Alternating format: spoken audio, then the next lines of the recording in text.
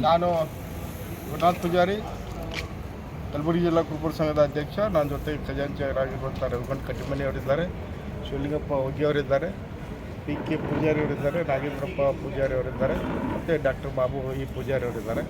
ಇವತ್ತು ಪತ್ರಿಕಾ ಮಾಧ್ಯಮದಲ್ಲಿ ಪತ್ರಿಕಾಗೋಷ್ಠಿ ಮಾಡಿರುವಂಥ ಮುಖ್ಯ ಉದ್ದೇಶ ಅಂತಂದರೆ, ಏನು 3Bಯಲ್ಲಿ ಬರ್ತಕ್ಕಂಥ ಪಂಚಮಸಾಲಿ ಸಮಾಜದವರು 2Aಯಲ್ಲಿ ಬರಲಿಕ್ಕೆ ಹೋರಾಟದ ಮುಖಾಂತರ ಬರಲಿಕ್ಕೆ ಪ್ರಯತ್ನ ಮಾಡ್ತಾ ಇದ್ದಾರೆ. ಅದನ್ನು ಖಂಡಿಸಿ ಮತ್ತು ಜಾತಿ ಜನಗಣತಿಯ ವರದಿ ಕಾಂತರಾಜ್ರವರ ಜಾತಿ ಜನಗಣತಿಯ ವರದಿಯನ್ನು ಸರ್ಕಾರ ಕೂಡಲೇ ಅಂಗೀಕಾರ ಮಾಡಬೇಕು ಅಂತಕ್ಕಂಥ ಹಿನ್ನೆಲೆಯನ್ನಿಟ್ಕೊಂಡು ದಿನಾಂಕ 18/12/2024 ಬೆಳಗಾವಿಯ ಸುವರ್ಣಸೌಧದ ಎದುರುಗಡೆ ಬೆಳಗ್ಗೆ 10 ಗಂಟೆಗೆ ಕರ್ನಾಟಕ ರಾಜ್ಯ ಶೋಷಿತ ಸಮುದಾಯಗಳ ಒಕ್ಕೂಟ, ಹಿಂದುಳಿದ ವರ್ಗಗಳ ಒಕ್ಕೂಟ, ಕರ್ನಾಟಕ ಪ್ರದೇಶ ಕುರುಬರ ಸಂಘದ ವತಿಯಿಂದ ಬೃಹತ್ ಆದಂಥ ಪ್ರತಿಭಟನೆಯನ್ನು ಹಮ್ಮಿಕೊಂಡಿದ್ದೇವೆ ಅಂತಕ್ಕಂಥದ್ದು.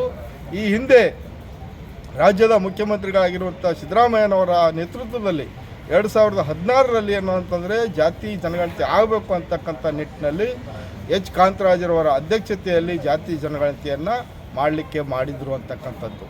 ಸುಮಾರು 167 ಕೋಟಿ ರೂಪಾಯಿ ಖರ್ಚು ಮಾಡೋದ್ರ ಮುಖಾಂತರ ಸುಮಾರು 70ರಿಂದ 75 ಪ್ರಶ್ನೆಗಳ ಮಾನದಂಡಗಳನ್ನು ಕೇಳೋದ್ರ ಮುಖಾಂತರ ರಾಜ್ಯದ ಪ್ರತಿಯೊಂದು ಕುಟುಂಬದ ಆರ್ಥಿಕ, ಸಾಮಾಜಿಕ, ಶೈಕ್ಷಣಿಕ ಹಿನ್ನೆಲೆಯನ್ನು ಅಧ್ಯಯನ ಮಾಡಿ ಇವತ್ತಿನ ದಿವಸ ವರದಿ ರೆಡಿಯಾಗಿದೆ. ಸರ್ಕಾರ ಮೀನಾಮೇಷ ನೋಡಲಾರ್ದೇ, ಯಾವುದು ತಾರತಮ್ಯವನ್ನು ಮಾಡಲಾರ್ದೇ ಇವತ್ತು ನಾವು 3 ಸಂಘಟನೆಗಳ ವತಿಯಿಂದ ಆಗ್ರಹ ಮಾಡ್ಕೊತಾ ಇದ್ದೇವೆ. ಕೂಡಲೇ ಜಾತಿ ಜನಗಣತಿಯನ್ನು ಅಂಗೀಕಾರ ಸರ್ಕಾರ ಸಚಿವ ಸಂಪುಟದಲ್ಲಿ ಅಂಗೀಕಾರ ಮಾಡಬೇಕು.